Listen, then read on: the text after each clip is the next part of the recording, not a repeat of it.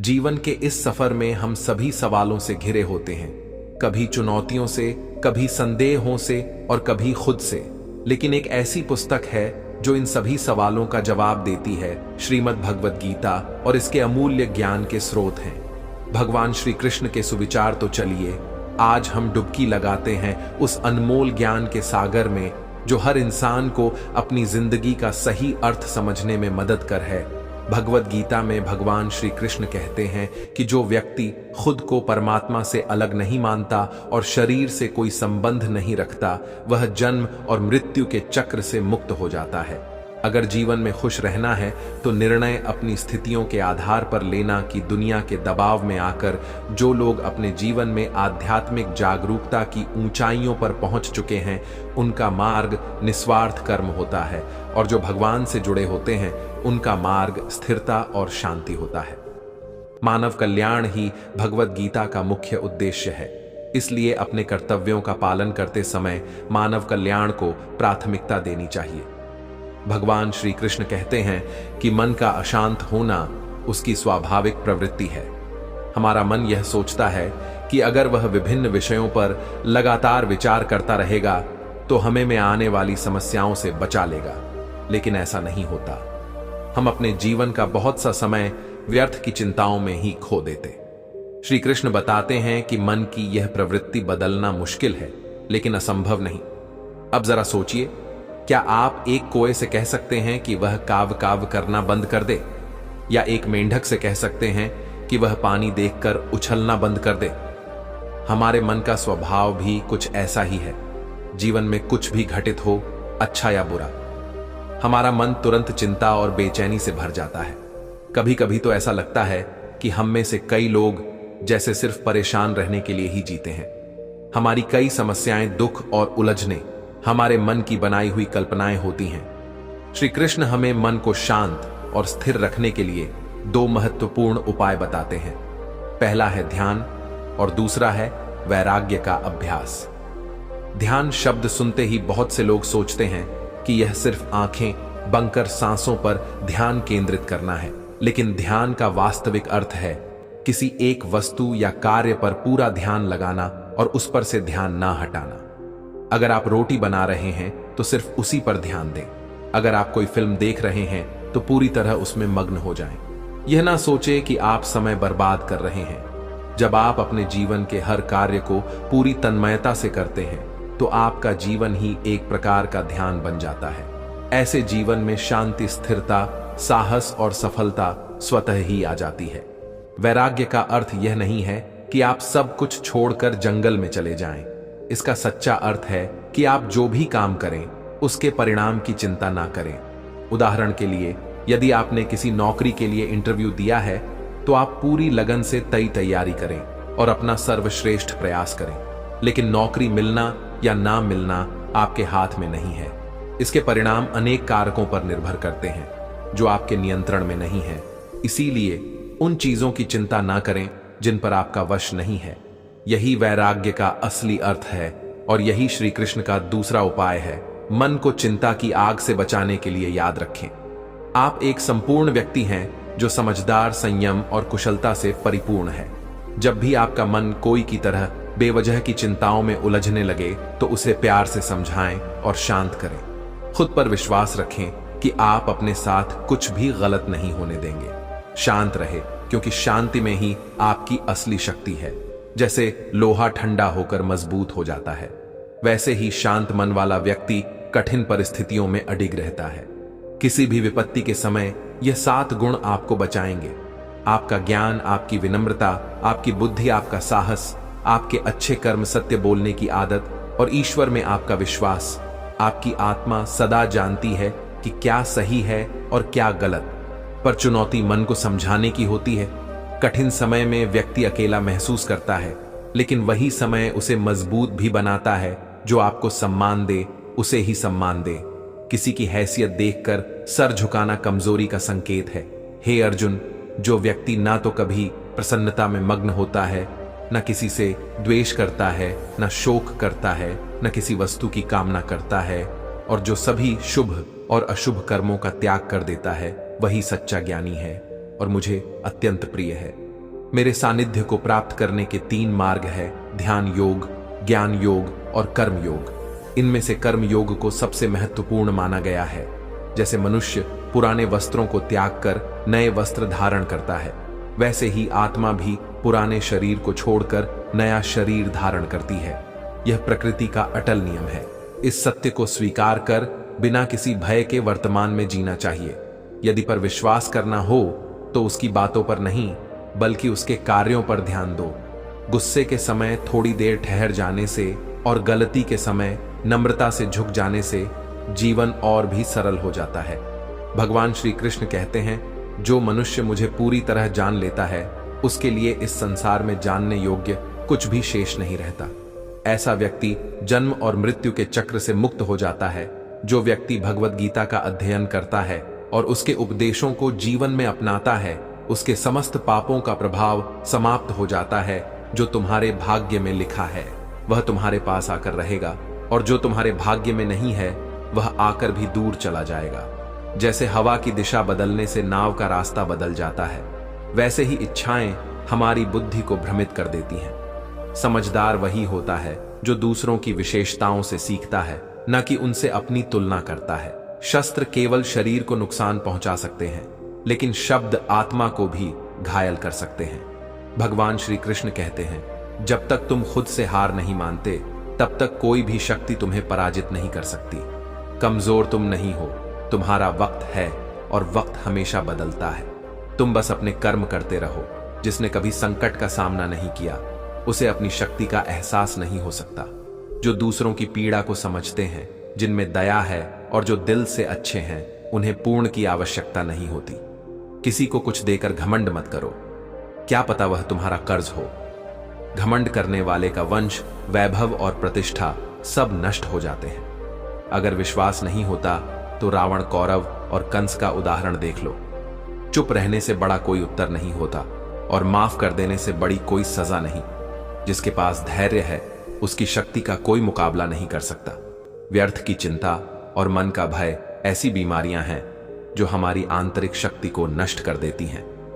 श्री कृष्ण कहते हैं, जो तुम्हारा साथ देता है उसका साथ दो, और जो तुम्हें धोखा देता है उसे त्याग दो।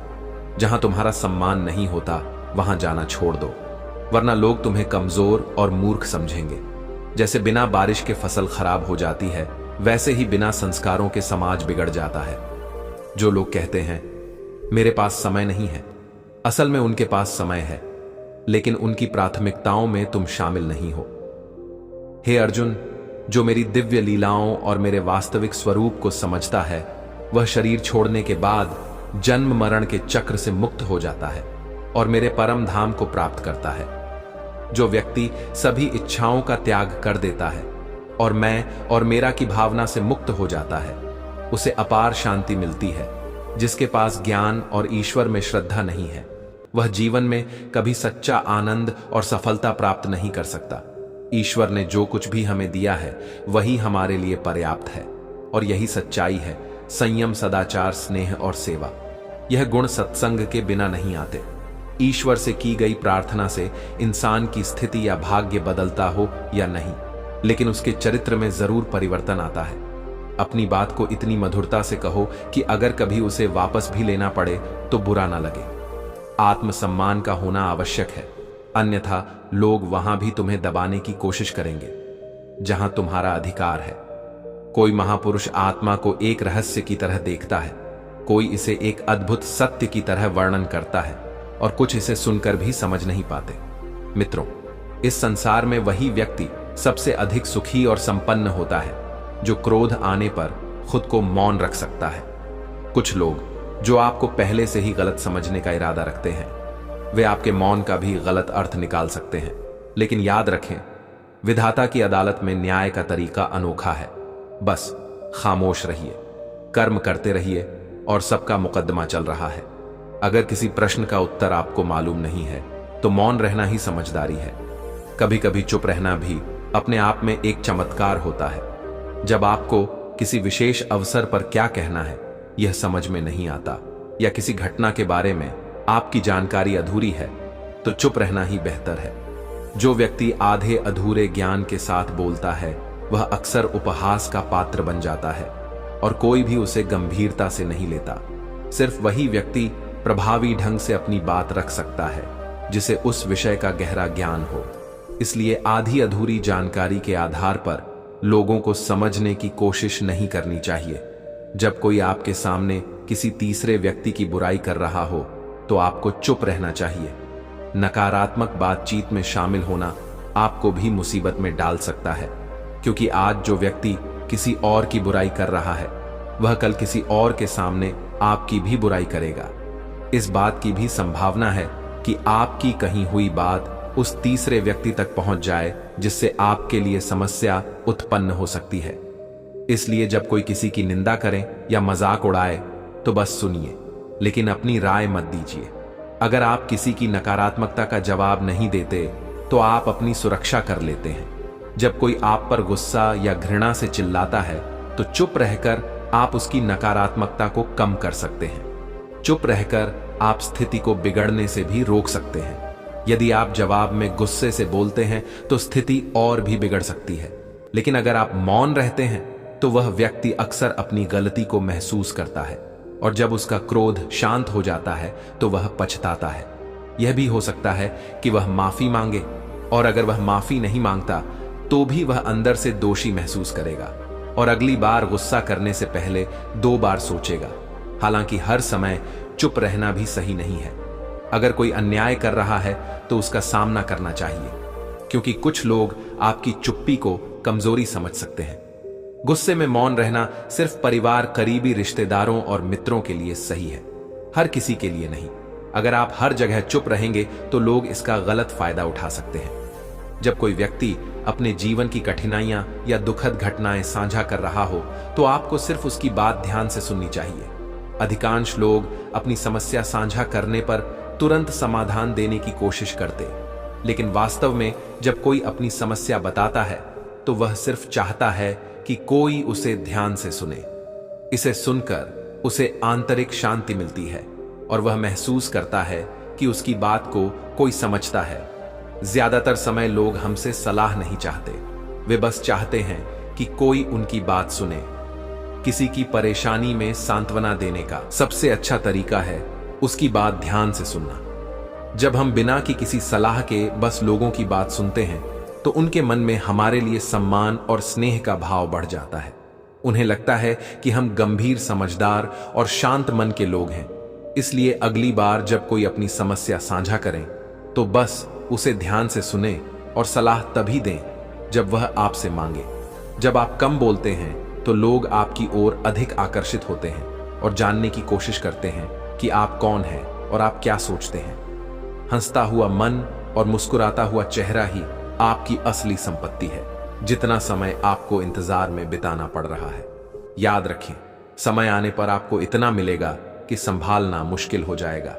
अगर कोई आपका साथ नहीं देता तो निराश मत होइए, क्योंकि परमात्मा से बड़ा साथी कोई नहीं हो सकता। खुशी आजादी पर निर्भर करती है, और आजादी इस बात पर कि आप कितने साहसी हैं। विश्वास के बिना इस दुनिया में कोई भी रिश्ता लंबे समय तक टिक नहीं सकता। अगर किसी गलती के कारण आपका कल का दिन दुख में बीता है तो उसे याद करके आज का दिन बेकार मत करें। कई महान लोग जैसे जनक आदि कर्म करते हुए ही परम सिद्ध को प्राप्त कर चुके हैं। इसलिए हमेशा अच्छे कर्म करें और फल की अपेक्षा से दूर रहे। भगवान श्री कृष्ण कहते हैं, हे अर्जुन, इन तीनों लोगों में मेरे लिए कोई कर्तव्य नहीं है और ना ही मुझे कुछ प्राप्त करना है, फिर भी मैं अपने कर्तव्यों का पालन करता हूं। अगर कोई सफल हो जाता है तो उससे कोई खुश नहीं होता। इसलिए अपने दहक किसी से मत बांटो और अपनी खुशी का दिखावा मत करो। मनुष्य का आहार सात्विक और संतुलित होना चाहिए। जो यह नहीं समझता कि क्या खाना चाहिए, कितना खाना चाहिए, कहां और कैसे खाना चाहिए, वह परमात्मा को प्राप्त नहीं कर सकता। जो व्यक्ति सिर्फ दिखावे के लिए कहता है कि उसने अपनी इंद्रियों को वश में कर लिया है, लेकिन अंदर ही अंदर उन्हीं के बारे में सोचता रहता है, वह कपटी है। जो व्यक्ति परंपराओं का पालन नहीं करता, सृष्टि चक्र के नियमों का अनुसरण नहीं करता और अपने कर्तव्यों को नहीं निभाता, वह पापी है और व्यर्थ ही जीवन जीता है। परंतु जो व्यक्ति आत्मा में रमण करता है, आत्मा में तृप्त रहता है और आत्मा में ही संतुष्ट होता है। उसके लिए कोई कर्तव्य नहीं है। आत्मा का अर्थ यहाँ सबसे बड़े सत्य से है, और जो सत्य को जानता है और उसमें खुश रहता है, उसके लिए कोई कर्तव्य नहीं है। लेकिन ऐसा व्यक्ति लाखों में एक होता है उस महापुरुष का।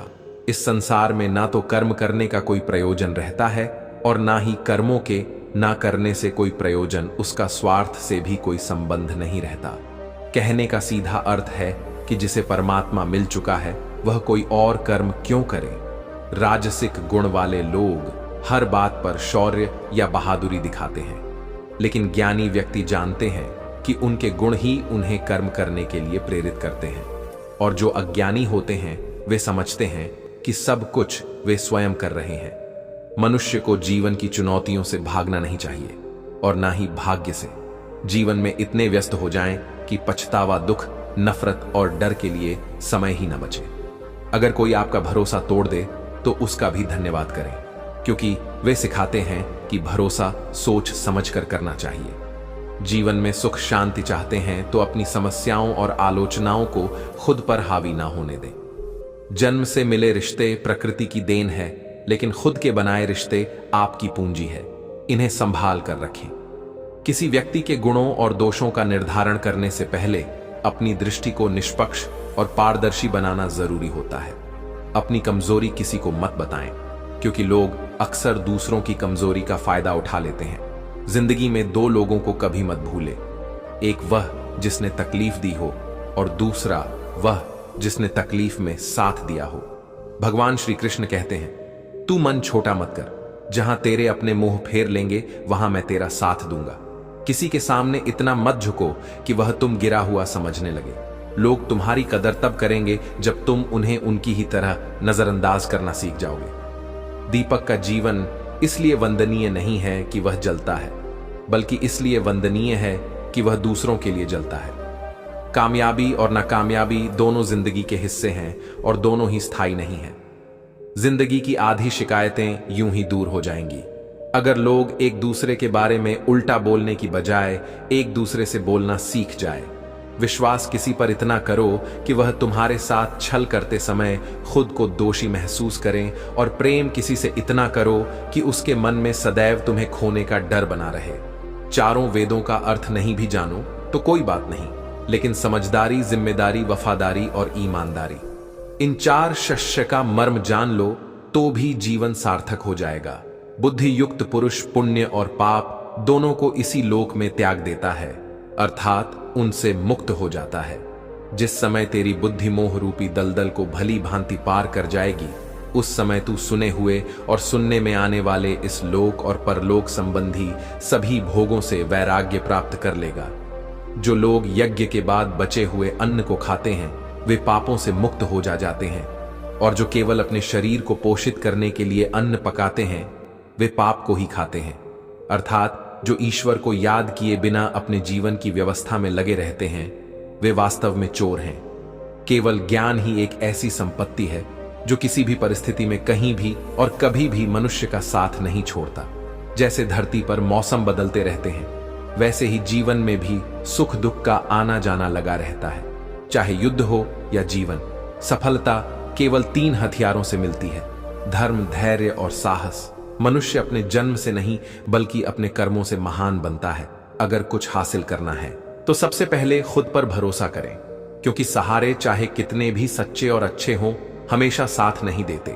मित्र का गरीब या अमीर होना मायने नहीं रखता, बल्कि यह देखना जरूरी है कि वह आपके बुरे समय में कितना साथ देता है।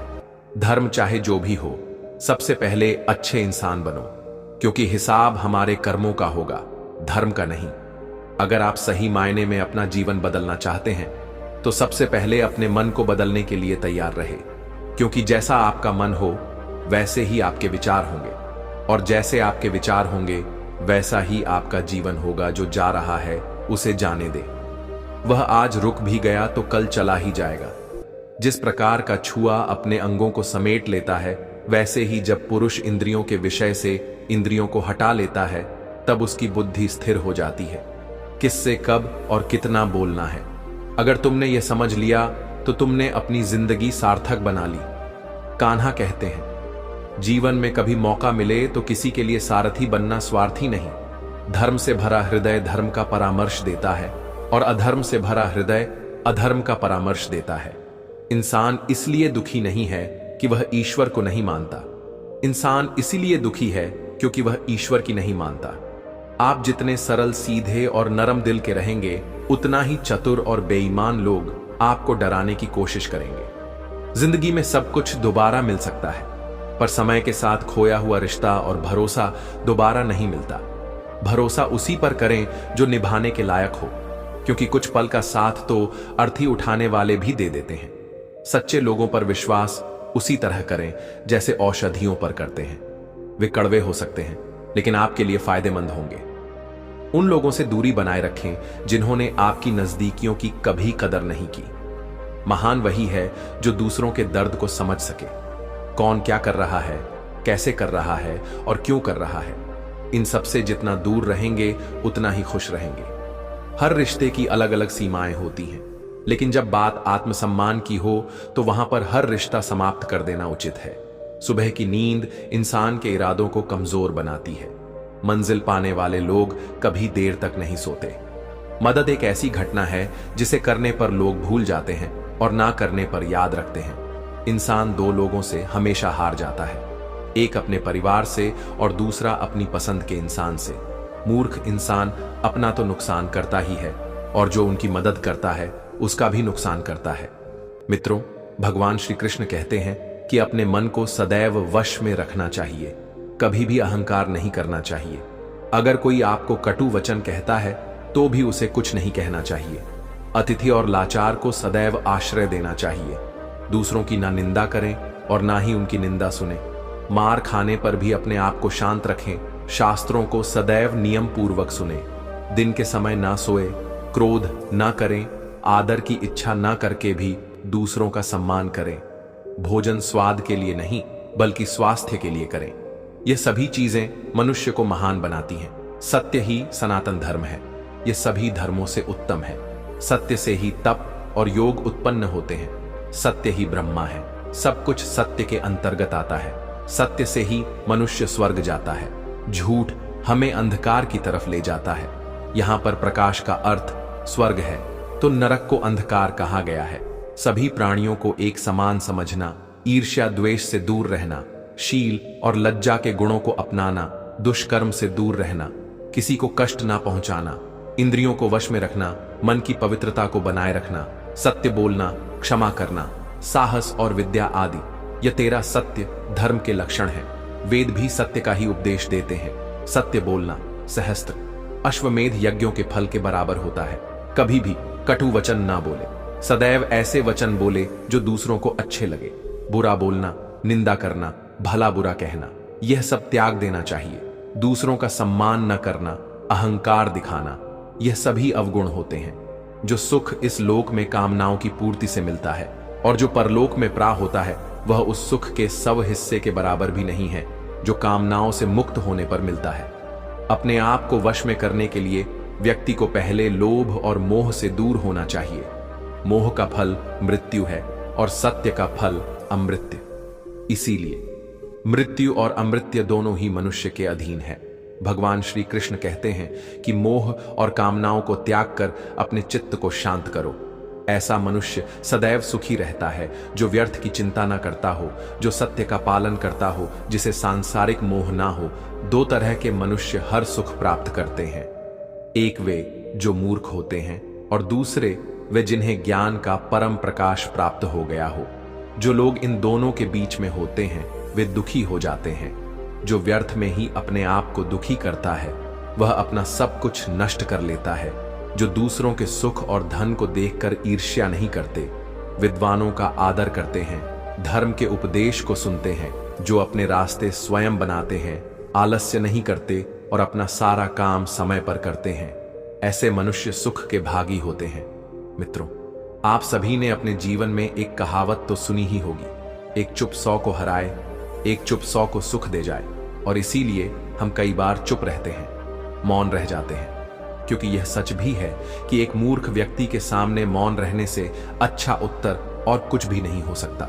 परंतु जीवन में सदैव चुप रहना उचित नहीं होता है। गीता में कहा गया है कि जहां पाप का बल ज्यादा हो रहा हो, जहां छल कपट हो रहा हो, वहां पर मौन रहने से अधिक गंभीर अपराध और कुछ नहीं हो सकता। कभी कभी हम सबके जीवन में एक समस्या अवश्य आती है कि हम किसी ताकतवर के समक्ष मौन हो जाते हैं। ऐसा क्यों? उसकी ताकत से बचने के लिए हम मौन रह जाते हैं। मानते हैं कि ऐसा करने से हम एक विवाद से बच जाते हैं, हो सकता है एक संघर्ष से भी बच जाते हो, परंतु ऐसा बचाव देर सबेर एक बड़े संघर्ष को जन्म दे देता है। हमारा मौन रहना अनजाने में उस व्यक्ति का समर्थन बन जाता है और वह अपने आप को और अधिक शक्तिशाली अनुभव करने लगता है। यहीं से हमारा दमन प्रारंभ हो जाता है। एक के बाद एक हम न्याय में अनचाहे रूप से सम्मिलित होते चले जाते हैं, जो आगे चलकर बड़े टकराव का कारण बनता है। तो फिर इसका उपाय क्या है? यह समझने के लिए यह जानना आवश्यक है कि ऐसी कौन सी बात है जो विरोध करने से रोकती है। यह सामने वाले की शक्ति तो नहीं हो सकती, यह तो हमारा खुद का डर होता है जो हमें मौन रहने को विवश करता है। क्या हम मन से डर को निकालकर अन्याय का विरोध नहीं कर सकते? आखिर वह हमारा क्या और कितना बुरा कर सकता है? सोचिए, ऐसा करने से हमारा मन कितना मुक्त और हल्का अनुभव करेगा। गीता में भी कहा गया है, अन्याय सहना अन्याय करने से ज्यादा बड़ा पाप है। आज समाज में यही तो हो रहा है। जहां विरोध करना चाहिए वहां कोई बोलता नहीं। कोई बलशाली व्यक्ति कुछ भी गलत बोल दे तो उसके सामने विरोध करने की किसी की हिम्मत नहीं होती। उसके समक्ष हम कमजोर हो जाते हैं। दूसरी ओर हम बोले चले जा रहे हैं, जहां बोलने की कोई आवश्यकता ही नहीं और अन्याय होता देख चुप रहकर बच निकलते हैं।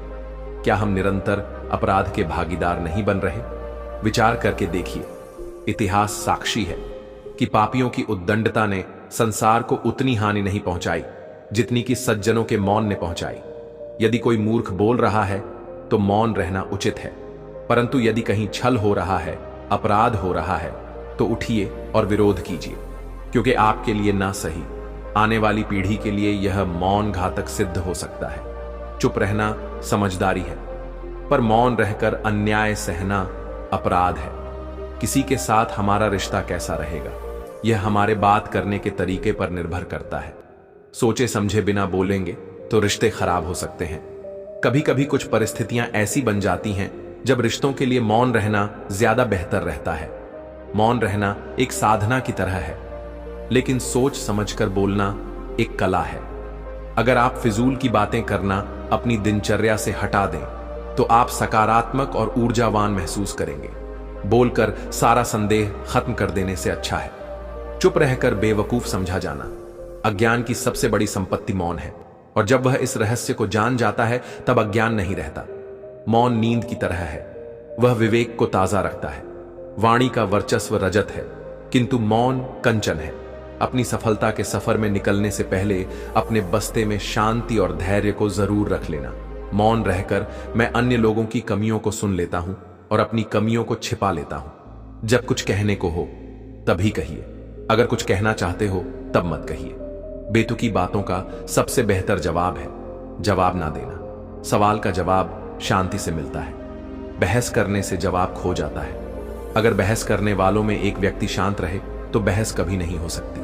शरीर का शोर सुनाई दे जाता है, कभी आराम से बैठकर आत्मा की भी सुनो।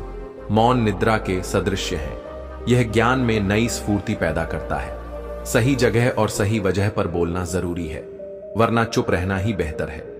यदि तुम चाहते हो कि लोग तुम्हें तुम्हारी वास्तविक योग्यता से अधिक योग्य व्यक्ति समझे तो कम बोलो।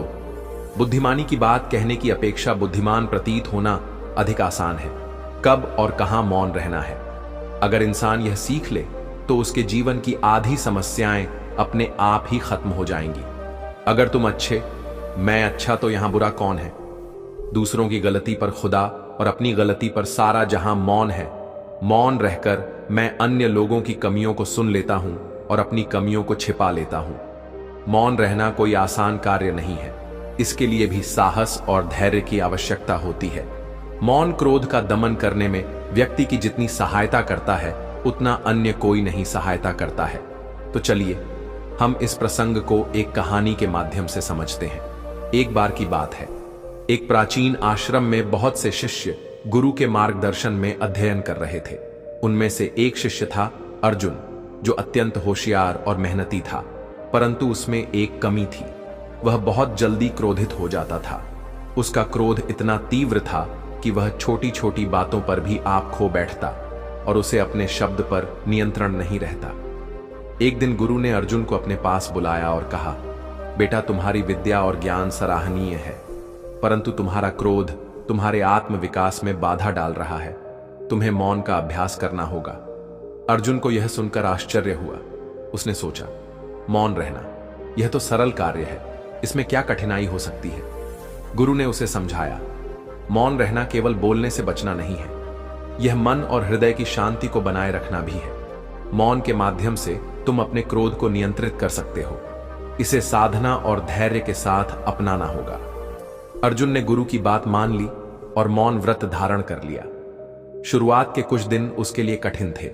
वह जब भी किसी से कोई असहमति होती या कोई गलतफहमी होती तो उसका क्रोध उभर आता, लेकिन वह बोलने से खुद को रोक लेता।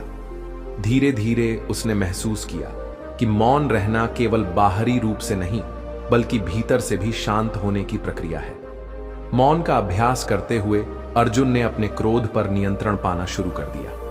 अब वह सोच समझकर ही बोलता था और उसकी बातें सबको प्रभावित करने लगी। उसने अनुभव किया कि मौन से उस आत्मनियंत्रण मिला जो उसे क्रोध के दुष्चक्र से मुक्त कर रहा था। एक दिन गुरु ने अर्जुन को अपने पास बुलाया और पूछा, अब तुम मौन के बारे में क्या सोचते हो? अर्जुन ने उत्तर दिया, गुरुजी, मैंने सीखा कि मौन केवल शब्दों की अनुपस्थिति नहीं है, यह आत्मा की गहराई में जाकर स्वयं से संवाद करने का माध्यम है। इसने मुझे धैर्य और साहस का पाठ पढ़ाया है। मैं समझ गया हूं कि मौन ही सबसे बड़ा साधन है जो क्रोध को नियंत्रित करने में सहायता करता है। गुरु ने मुस्कुराते हुए कहा, सही कहा अर्जुन, मौन वह शक्ति है जो न केवल क्रोध को शांत करती है बल्कि आत्मा को भी शुद्ध करती है। इसके लिए धैर्य और साहस की आवश्यकता होती है और तुमने इसे सफलतापूर्वक साध लिया है। इस प्रकार अर्जुन ने मौन के महत्व को समझा और अपने जीवन में इसे धारण कर अपने क्रोध पर विजय प्राप्त की। उसने सीखा कि मौन केवल एक साधन नहीं बल्कि आत्म संयम का मार्ग है जो व्यक्ति को भीतर से सशक्त बनाता है। मित्रों, मौन रहना केवल शब्दों का ना होना नहीं बल्कि आत्म नियंत्रण और आंतरिक शांति का साधन है। मौन के माध्यम से व्यक्ति अपने क्रोध पर विजय पा सकता है और धैर्य व साहस के साथ विकास की दिशा में आगे बढ़ सकता है। दोस्तों, मैंने कभी यह महसूस नहीं किया कि मौन रहने का कोई पछतावा है, लेकिन कई बार बोलने का खेद जरूर हुआ है। मैंने हमेशा माना है कि चुप्पी से नुकसान को टाला जा सकता है। मौन कोई खालीपन नहीं है, इसमें गहरे उत्तर छिपे होते हैं। जब आप अकेले होते हैं तो नाराज नहीं हो सकते। अनुभव हमें सिखाता है कि मौन का भय लोगों को सबसे अधिक सताता है, सत्य कष्ट देता है, लेकिन मौन व्यक्ति को भीतर तक झकझोर देता है। लोग अपनी आत्मा का सामना करने से बचने के लिए कुछ भी करेंगे। मौन रहकर आप कई समस्याओं से बच सकते हैं। विधाता ने मौन को अज्ञानता का आवरण बनाया है और यह ज्ञानियों की सभा में अज्ञानी हों का आभूषण है। मौन में शब्दों से अधिक शक्ति होती है। यदि आप दूसरों के विचारों पर नियंत्रण पाना चाहते हैं तो पहले अपने विचारों पर नियंत्रण करें। अपने विचारों को नियंत्रित करने का सबसे आसान तरीका है कम बोलना या मौन रहना। समय के साथ सब कुछ मिलता है और समय से पहले की चाह ही दुखों का कारण बनती है। भगवान श्री कृष्ण कहते हैं, हे मानव, तुम अपने जीवन को सार्थक बना सकते हो, पर इसके लिए तुम्हें मेरी शरण में आना होगा। अगर मेरी बातें तुम्हें अजीब लगती हैं तो तुम्हें अपने दृष्टिकोण को बदलने की जरूरत है। अभी तुम चीजों को उस दृष्टि से नहीं देखते जिस दृष्टि से मैं देखता हूं। यदि तुमने एक बार मुझ पर विश्वास कर लिया तो मैं तुम्हें जीवन में कभी निराश नहीं होने दूंगा। एक बार जो मुझ पर विश्वास करता है उसका साथ मैं कभी नहीं छोड़ता। जो मेरे भक्तों के साथ छल करता है मैं उसका सबसे बड़ा शत्रु हूं। यदि किसी ने मेरे भक्त को एक बार भी धोखा दिया तो मैं उसे जन्मों तक मुक्ति नहीं देता। मैं हर दिल को एक मंदिर के रूप में देखता हूं। जो दिल जितना पवित्र होता है उसमें मैं उतना ही अधिक समय व्यतीत करता हूं। श्री कृष्ण कहते हैं कि इस संसार में सबके प्रति प्रेम रखो, लेकिन पूर्ण विश्वास केवल मुझ पर करो। जब भी तुम कोई कार्य शुरू करोगे, असफलता की संभावना रहेगी। कई बार तुम गिर सकते हो, लेकिन इसका अर्थ यह नहीं कि तुम कार्य करना ही बंद कर दो। एक समय आएगा जब तुम परिपूर्ण हो जाओगे और तुम्हारे सभी कार्य सफल हो जाएंगे। इस कार्य में मैं हमेशा तुम्हारे साथ रहूंगा। हर कर्म में मैं तुम्हारे साथ हूं। जो तुम करो उसे नम्रता और सरलता के साथ करो, अहंकार से नहीं। इस जीवन में तुम्हारा मुख्य उद्देश्य यहां से मुक्ति पाना है। केवल वही मनुष्य मुक्त हो सकता है जो अपने कर्मों में स्थिरता और धैर्य रखता है और सुख दुख को समान रूप से सहता है। जो मनुष्य अपनी आत्मा की आवाज सुन सकता है, वह मुझसे भी संवाद कर सकता है और मुझे देख सकता है। जो मुझे हर चीज में देखता है और मेरे अस्तित्व का अनुभव करता है, वही मेरा सच्चा भक्त है। ऐसे भक्तों से मुझे प्रेम है। यहाँ कोई भी स्थायी नहीं है। मैं सबके दिलों में निवास करता हूँ। मेरी ऊर्जा सभी जगह समान रूप से है। जो मुझे पहचान लेता है, उसे मैं भक्ति का रस प्रदान करता हूँ। संसार का सबसे बड़ा पापी भी यदि समर्पण के साथ मेरी सच्ची उपासना करें, तो मैं उसे भी शुद्ध कर देता हूँ। कुछ लोग मुझे विवेक से पाते हैं, कुछ ज्ञान से, कुछ कर्म से और कुछ योग से। तुम मुझे जिस रूप में प्राप्त करना चाहते हो, यह तुम्हारे ऊपर निर्भर है। तुम मुझे जिस रूप में पुकारोगे, मैं उसी रूप में उपस्थित होऊंगा। मेरे प्रति सदा सजग रहो, मेरी उपासना करो और हर कार्य में मेरा स्मरण करो। मैं वादा करता हूं कि तुम मेरे प्रिय बने रहोगे। वे लोग मूर्ख हैं जो प्रेम को तुच्छ समझते हैं। प्रेम इस संसार का मूल है और इसी से सार का निर्माण हुआ है। रिश्तों में उचित दूरी बनाए रखना जरूरी है। अत्यधिक दूरी रिश्तों को तोड़ देती है। मनुष्य अपने विश्वास से बनता है। जैसा वह विश्वास करता है, वैसा ही बन जाता है। श्री कृष्ण कहते हैं, धर्म के लिए आवाज उठाना सीखो, अधर्म का नाश करना सीखो और अपनों के लिए त्याग करना सीखो। सत्य सदा पानी में तैरती तेल की बूंद के समान होता है। कितना भी असत्य डालो, वह सदा ऊपर ही तैरता है। जीवन में कभी भी आनंद में वचन मत दो, क्रोध में उत्तर मत दो और दुख में कभी निर्णय मत लो। लोग अपने लाभ के लिए आपकी तारीफ करेंगे, लेकिन उनके शब्दों को सच मानकर फंस मत जाना। आगे चलकर इसका नुकसान आपको ही होगा। अक्सर वे लोग आपको चोट पहुंचाते हैं जो आपके सबसे करीब होते हैं। गीता का यह महत्वपूर्ण ज्ञान है, क्योंकि महाभारत की लड़ाई अपनों के बीच ही थी। चाहे आप किसी की मदद करें या ना करें, लेकिन जानबूझकर किसी का दिल नहीं दुखाना चाहिए, क्योंकि जब किसी का दिल आपकी वजह से दुखता है, तो याद रखना, एक दिन वह दर्द आपको भी मिलेगा। किसी भी चीज की अति नहीं करनी चाहिए, क्योंकि वह नुकसानदेह होती है। जीवन को संतुलन के साथ जीना चाहिए। जो आपके साथ अधर्म करता है, उसका विरोध करना। भगवान श्री कृष्ण कहते हैं, जो अपनी रक्षा स्वयं नहीं कर सकता, उसकी रक्षा मैं भी नहीं करता। बुरा व्यक्ति अपनी बुराई नहीं छोड़ता, चाहे आप उसके साथ कितना भी अच्छा कर लो। इसलिए जो जैसा है उसके साथ वैसा ही व्यवहार करो। जो समय की कदर नहीं करता, समय भी उसकी कद्र नहीं करता। संगति का मनुष्य के जीवन पर गहरा प्रभाव पड़ता है, इसलिए हमेशा अच्छे लोगों की संगत में रहो। इस संसार में परमात्मा के अलावा किसी को भी अपना ना मानो।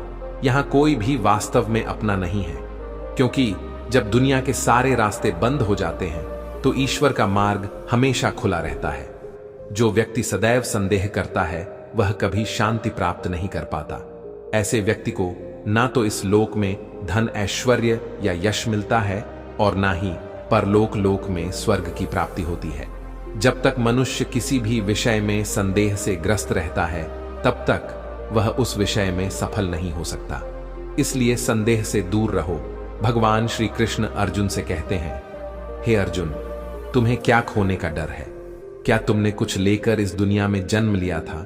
जो भी तुम्हारे पास है वह यहीं से आया है, और जो तुमने दिया वह यहीं पर रहा। आज जो तुम्हारा है कल किसी और का होगा, क्योंकि संसार का नियम ही परिवर्तन है और समय के साथ हर चीज इसी नियम का पालन करती है। भगवान श्री कृष्ण बताते हैं कि कर्म योग ही वह मार्ग है जिसके द्वारा हम अपनी आत्मा से जुड़ सकते हैं। कर्म योग हमारे आत्मज्ञान को जागृत करता है, जिससे हम न केवल अपने जीवन के उद्देश्यों को समझ पाते हैं, बल्कि मृत्यु के बाद की गति का भी अनुमान कर सकते हैं। इस योग में कर्म के माध्यम से की प्राप्ति की जाती है। श्रीमद् भगवद गीता में कर्म योग को सबसे श्रेष्ठ माना गया है। गृहस्थ जीवन और कर्मशील व्यक्ति के लिए यह योग अधिक उपयुक्त है। कर्म योग सिखाता है कि कर्म केवल कर्म के लिए करो, ना कि किसी फल की इच्छा के लिए। कर्म योगी वह है जो कर्म के फल की चिंता किए बिना कर्म करता है और इस प्रकार के दुखों से मुक्त हो जाता है। उसकी स्थिति संसार में एक दाता के समान होती है और वह बदले में कुछ मांगता नहीं है, इसलिए वह कभी दुखी नहीं होता। कर्म के फल का त्याग कर किसी भी धर्मनिरपेक्ष कार्य का संपादन भी पूजा के समान हो जाता है। संसार का कोई कार्य ब्रह्म से अलग नहीं है, इसीलिए कर्म की प्रकृति चाहे जो भी हो, निष्काम कर्म सदा ईश्वर को समर्पित हो जाता है। पुनर्जन्म का कारण वासनाओं और इच्छाओं का संचय है। कर्म योगी फल की चिंता से मुक्त रहता है, इसलिए वह वासनाओं का संचय नहीं करता। इस प्रकार का कर्म योगी पुनर्जन्म के बंधनों से भी मुक्त हो जाता है। भगवान श्री कृष्ण कहते हैं कि मनुष्य का मन वायु के समान चंचल है। यही मन है जो मनुष्य को कामनाओं और वासनाओं की ओर भटका है। यदि जीवन को सफल बनाना है तो मन पर नियंत्रण करना आवश्यक है। मन को वश में करने से विचारों की शक्ति केंद्रित होती है, जिससे कार्यों में सफलता मिलने लगती है। गीता के अनुसार जिसने अपने मन पर नियंत्रण पा लिया है, वह मन में उत्पन्न होने वाली निरर्थक चिंताओं और इच्छाओं से मुक्त रहता है और अपने लक्ष्य को आसानी से प्राप्त कर लेता है। यदि मन को में नहीं करोगे तो वह तुम्हारा सबसे बड़ा शत्रु बन जाएगा। भगवान कहते हैं, जो व्यक्ति सुख और दुख में समान रूप से शांत रहता है, जिसके राग भय और क्रोध समाप्त हो चुके हैं, जो व्यक्ति शुभ और अशुभ दोनों को पाकर ना तो प्रसन्न होता है और ना ही द्वेष करता है, जिसने अपनी इंद्रियों को वश में कर लिया है, वह स्थिर बुद्धि का मुनि होता है। ऐसा व्यक्ति अपनी स्थिर बुद्धि और इंद्रियों को वश में रखकर ज्ञान के माध्यम से परमात्मा को प्राप्त करता है और सदा संतुष्ट रहता है। क्रोध मनुष्य को नरक की ओर ले जाने वाला द्वार है। क्रोध करने से मन अशांत हो जाता है और उसकी स्मरण शक्ति भ्रमित हो जाती है। स्मृति में भ्रम होने से बुद्धि नष्ट हो जाती है और फिर व्यक्ति का पतन हो जाता है। भगवान श्री कृष्ण कहते हैं, मनुष्य को क्रोध से बचना चाहिए। चाहे कितना भी गुस्सा आए, स्वयं को शांत रखने का प्रयास करो। जैसे समुद्र भारी से भारी आंधी, तूफान और नदियों के जल प्रवाह के बावजूद अपनी स्थिति से विचलित नहीं होता, उसी प्रकार योगी की स्थिति भी परमात्मा में स्थिर रहती है। संसार के सुख दुख के उतार चढ़ाव के बावजूद एक सच्चा योगी अपने मार्ग से विचलित नहीं होता। वह निरंतर परमात्मा में स्थिर रहता है और उसकी स्थिति में कोई परिवर्तन नहीं आता। जो व्यक्ति समस्त कामनाओं का त्याग कर ममता, अहंकार और मोह से मुक्त होकर जीवन जीता है, वही सच्ची शांति को प्राप्त करता है। जैसे अंधकार में दीपक की ज्योति चमकती है, वैसे ही सत्य का प्रकाश भी सदा उज्जवल रहता है। सत्य अपने आप को प्रमाणित नहीं करता, परंतु झूठ हमेशा अपने को सत्य साबित करने की कोशिश करता है। इस संसार में कोई भी व्यक्ति जन्म से महान नहीं होता, उसके कर्म ही उसे महान बनाते हैं। सही कर्म वही है जिसमें उद्देश्य सच्चा हो, चाहे परिणाम जो भी हो। श्रेष्ठ पुरुष जैसा आचरण करता है, अन्य लोग भी उसी का अनुसरण करते हैं। वह जो उदाहरण स्थापित करता है, समाज उसी का अनुसरण करता है। इसलिए सज्जन व्यक्तियों को सदैव सही आचरण करना चाहिए। जो व्यक्ति ईश्वर में विश्वास नहीं रखते, वे कभी भी सच्ची शांति, सुख और सफलता को प्राप्त नहीं कर सकते। ऐसे लोगों की बुद्धि भ्रमित होती है और वे सही मार्ग से भटक जाते हैं। इसका परिणाम यह होता है कि उनका पतन होता है और उन्हें नीच योनियों में जन्म लेना पड़ता है या घोर नरक में भयानक यातनाएं का सामना करना पड़ता है। भगवान श्री कृष्ण कहते हैं कि जो मनुष्य अपने कर्तव्यों का पालन करते हुए विपरीत परिस्थितियों में भी धर्म के मार्ग पर अडिग रहता है, उसकी मृत्यु भी परम कल्याण का कारण बन जाती है और उसे स्वर्ग की प्राप्ति होती है। श्री कृष्ण अर्जुन से कहते हैं, हे अर्जुन, मेरे और तुम्हारे कई जन्म हो चुके हैं जिनकी स्मृति तुम में नहीं है, परंतु मैं उन सबको जानता हूं। मैं अजन्मा और अविनाशी हूं। मैं समस्त प्राणियों का ईश्वर होते हुए भी अपनी प्रकृति के अधीन होकर अपनी योग्य माया से इस संसार में प्रकट होता हूं। जब धरती पर धर्म की हानि और अधर्म की वृद्धि होती है, तब मैं धर्म की पुनः स्थापना और अधर्म के विनाश के लिए अवतार लेता हूं। मनुष्य जिस भाव से मेरी उपासना करता है, मैं उसे उसी रूप में दर्शन देता हूं। यदि यह कोई मुझे अपने सर्वस्व के रूप में मानता है तो मैं भी उसे अपना सर्वस्व प्रदान करता हूं। लोग सामान्यतः इंद्र आदि देवताओं की पूजा इसलिए करते हैं क्योंकि उनके पूजन का फल शीघ्र मिलता है, परंतु जो मेरी भक्ति में समर्पित होते हैं उन्हें फल मिलने में थोड़ा समय लगता है, क्योंकि मेरा उद्देश्य उनके जीवन में विषयों से वैराग्य और सच्चे प्रेम का विकास करना है। श्री कृष्ण कहते हैं, जो हुआ अच्छा हुआ, जो हो रहा है वह भी अच्छा है, और जो होगा वह भी अच्छा ही होगा। जो बीत गया उसे भूल जाओ और भविष्य की चिंता मत करो। वर्तमान में जो व्यक्ति न तो ईर्ष्या करता है और ना ही किसी वस्तु की आकांक्षा करता है, वह सच्चा कर्म योगी है। वह सांसारिक बंधनों से मुक्त होकर शांति और आनंद में जीवन व्यतीत करता है। भगवान श्री कृष्ण कहते हैं कि मैं ना तो किसी के भाग्य का निर्माण करता हूं, ना ही किसी के कर्म फल का। मनुष्य अपने कर्मों के आधार पर ही अपने भाग्य का निर्माण करता है। वह स्वयं ही अपना मित्र और स्वयं ही अपना सबसे बड़ा शत्रु है। ज्ञानी व्यक्ति कर्म योग और भक्ति योग के माध्यम से एक ही जीवन में इस संसार के बंधनों से मुक्त होकर परमात्मा को प्राप्त कर लेता है, जबकि अज्ञानी व्यक्ति काम क्रोध लोभ और मोह के बंधनों में फंसा रहता है और अंततः अनेक योनियों में भटकता रहता है। भगवान श्री कृष्ण कहते हैं कि जो भी मनुष्य भगवत प्राप्ति के लिए कर्म करता है वह कभी भी दुर्गति को प्राप्त नहीं होता, चाहे वह इस संसार में हो या परलोक में। वह निरंतर परमात्मा के मार्ग पर ही आगे बढ़ता रहता है।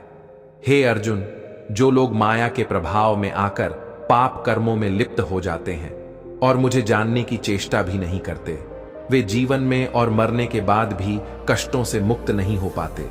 लेकिन जो व्यक्ति अंत समय में मेरा स्मरण करते हुए इस संसार से विदा होता है, वह निश्चय ही मेरे परम धाम को प्राप्त करता है। देवताओं की पूजा करने वाले देवताओं को प्राप्त होते हैं, पितरों की पूजा करने वाले पितरों को, भूतों की पूजा करने वाले भूतों को, और मेरी पूजा करने वाले मुझे ही प्राप्त करते हैं। मेरे भक्तों का पुनर्जन्म नहीं होता और वे मुझ में ही विलीन हो जाते हैं। जो भक्त प्रेम पूर्वक मुझे पत्र पुष्प फल या जल अर्पण करता है, मैं उस प्रेम से भरी हुई भेंट को सगुण रूप में स्वीकार करता हूं। दोस्तों, आप सभी लोगों को हमारा यह वीडियो देखने के लिए बहुत बहुत धन्यवाद। उम्मीद है आपको यह वीडियो पसंद आया होगा। अगर पसंद आया हो तो हमारे चैनल मोरल स्टोरी 11x को सब्सक्राइब करें और बेल नोटिफिकेशन आइकॉन को भी ऑन कर लीजिए।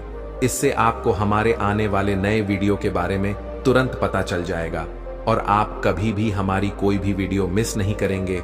और इस वीडियो को उन लोगों के साथ शेयर करें जिन्हें आपको लगता है कि इसे पसंद करेंगे।